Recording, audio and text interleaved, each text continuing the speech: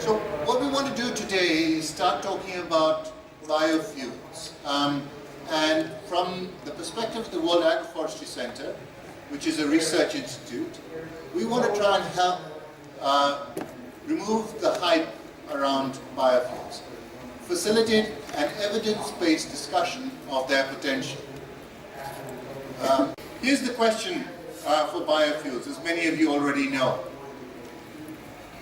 Can the demand, and it's obviously there, and I'll come back to an example of the demand for biofuels later, can this demand contribute to economic growth, attract new investments into rural areas, provide additional incomes with their multiplier effects in the local economy, and thus boost broad-based equitable development?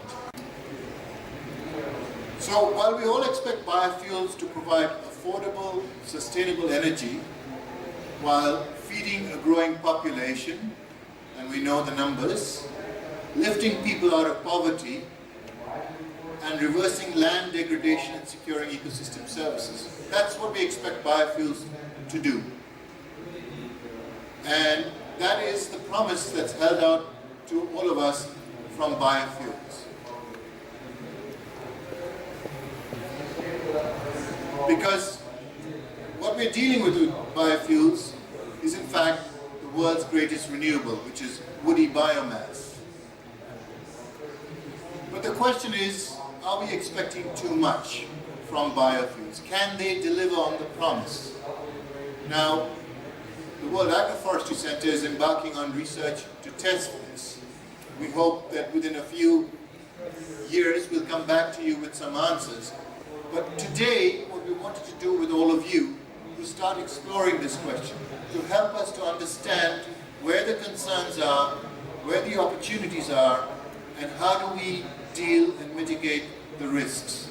Risks for environment, risks for people, and risks for food security and food systems. So let me sketch the opportunity. We all know that a 1% increase in agriculture growth leads to about a 2.7% increase in income. So a factor of 2.7 is the return on investment in agriculture if you want to promote development.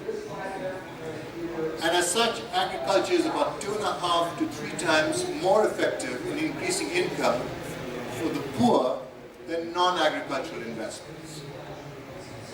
And agricultural growth, because of its nature, is therefore, and the diversity of opportunities it provides, is therefore a primary source of poverty reduction.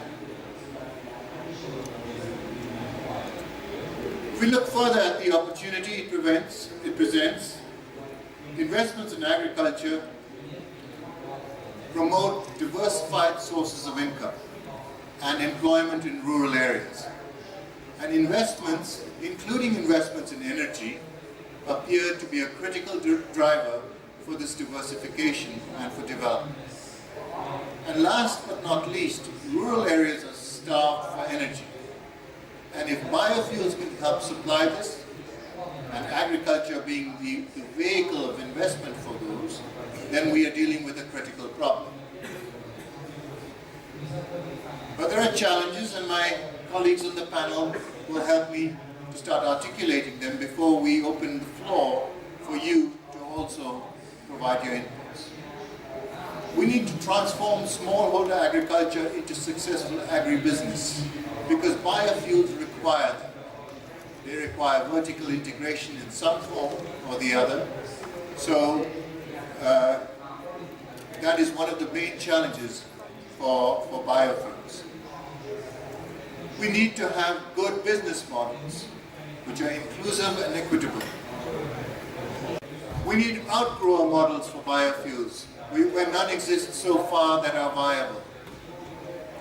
We need fairness in sharing risks and rewards along the value chain. These are just some of the challenges that we face.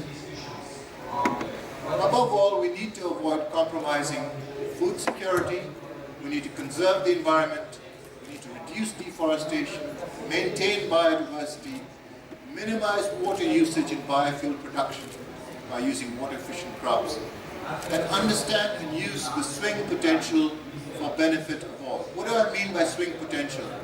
My colleague, Meina van Noordwijk, who's sitting right there, will tell you that swing potential is the difference between being a devil and being an angel.